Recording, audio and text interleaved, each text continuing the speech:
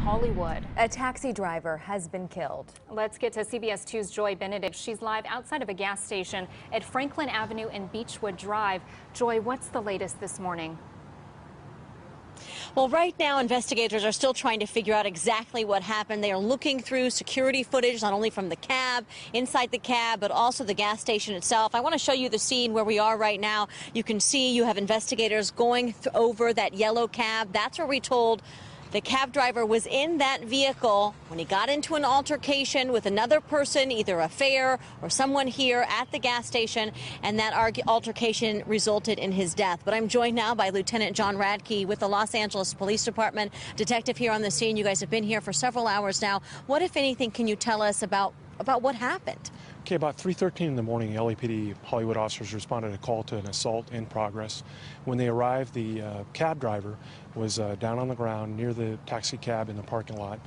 He had suffered some sort of head injury. He was unconscious, and he was being treated by the Los Angeles Fire Department paramedics. Unfortunately, he did not survive. That's correct. He succumbed to his injuries at a local hospital, and we know that he was assaulted by the suspect was likely a fare that he had picked up. And the physical assault began in the car and then continued in the parking lot where our victim was seriously injured. Do we know what caused the argument to begin with? We're classifying this as a robbery because it's clear that the suspect was after the victim's money and even went into his pants pockets after the victim was down. Wow. So where are we right now as far as the investigation is concerned? I know you even just had a dog that was sniffing around in the area trying to locate the suspect. Yes, we did deploy our scent dogs from our gang narcotics division, and the dogs attempted to follow a scent of the suspect, which led them eastbound on Franklin. Unfortunately, we have not located the suspect yet, but we do believe that the suspect did leave on foot and is likely somewhere on foot in the Hollywood area. And you guys, I know you do have security footage not only from inside the mini mart, but also from the taxi cab itself. How, if anything, can that help you guys figure out who this was, or where are we as far as getting that? We're very, very hopeful that we'll have a good image of the suspect, but we just don't have that in our possession yet. All right. Thank you so much, Lieutenant Radke.